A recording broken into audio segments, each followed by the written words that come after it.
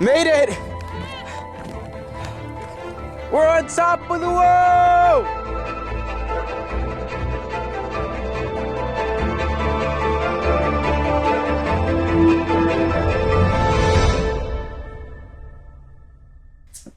My name is Richard Wesley Johnson. I found out recently that you went on a trip to Soweto.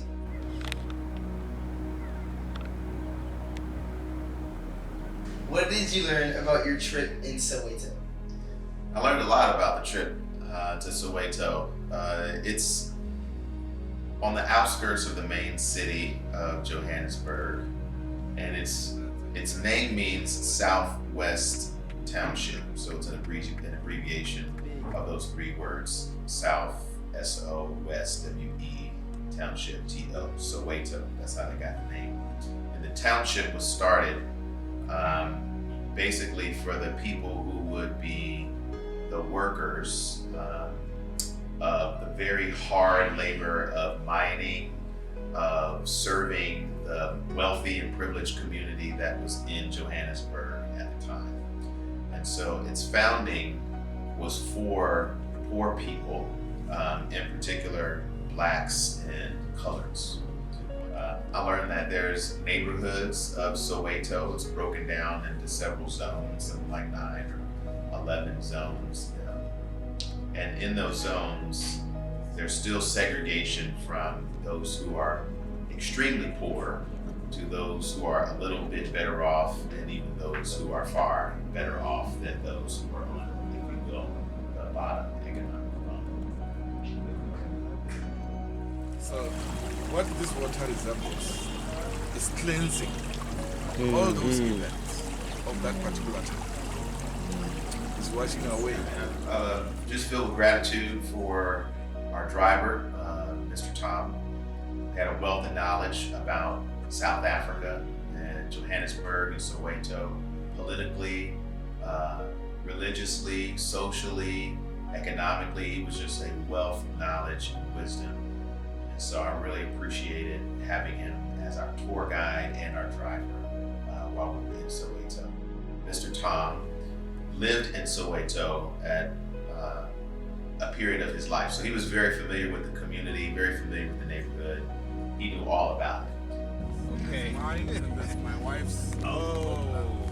Wow. In my language, Abushani, it's hello. Abushani. Yeah. Abushani? Yeah, Shani. And then in the other home language is my wife's language, Nela. Yeah. It's an easy word. I don't want to say Realocha, you'll forget. Realocha is the actual one, but the short one is Mela. It's hello. Okay. And as he was driving us into Soweto, you can feel a little bit of pride as he said, this is the only community and actually the street where 2 Nobel Peace Prize laureates actually lived. Desmond Tutu and Nelson Mandela. They're both residents from that neighborhood. They lived there.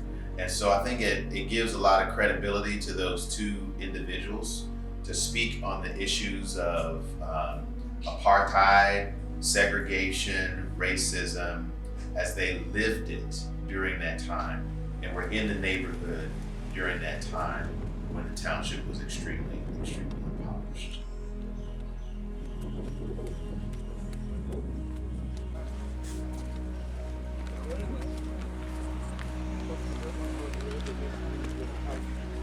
And did you find anything that surprised you?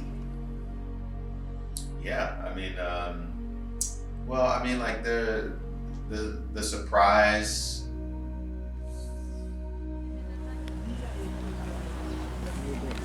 You said this is not the poor section? No. No, he said we're going to the poor section. The surprise. I mean, there was so much new information, a lot that I didn't know about Soweto. So everything kind of felt surprising. Like, oh, I didn't know that. I didn't know that. I didn't know that. I think I was shocked probably by how much poverty there still is in Soweto. I mean, like extreme poverty, like people living in a shack, certainly no bigger than this room, half the size of this living room. So something that people like us in America, people like us who are middle class, people like us who are wealthy enough to take vacations and trips around the world, one room could be the entire house for a person living in Soweto, along with their family members. And so I think I'm shocked by that. I'm bothered by that, how much poverty that there is in the world, that we don't see. We're out of touch, with that poverty. We're out of touch with that reality that really the majority of the world lives that way. And so that was surprising, shocking. I'm still shocked.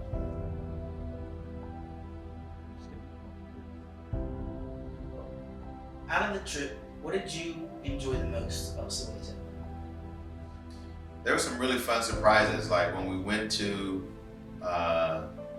Child Resistance Museum. There was a Morehouse alum that we ran into who was visiting the museum with his father, who now lives in Ghana, and his stepbrother, who's also from Ghana. So that was cool, just to run into another Morehouse alum halfway across the world, in a completely different continent. And also ran into another family whose father and brother went to Morehouse. And so it gives me a lot of pride. Graduated from a historically black college, certainly Morehouse College, where you can go anywhere around the world and run into people just like you.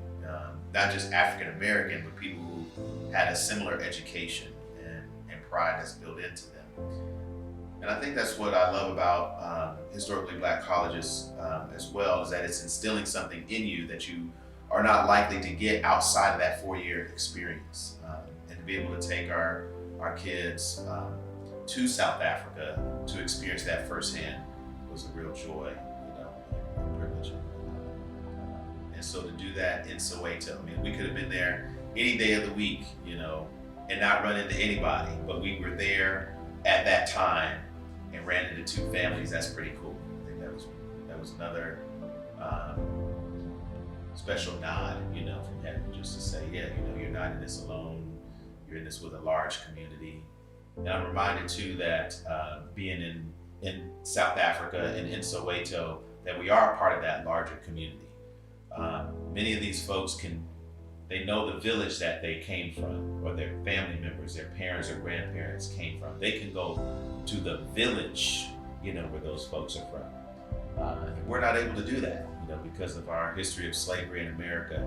We can't go back to we can go back to a continent, Africa, but we can't go back to a country in Africa. We certainly can't go back to a village because we're not able to trace our history back that far.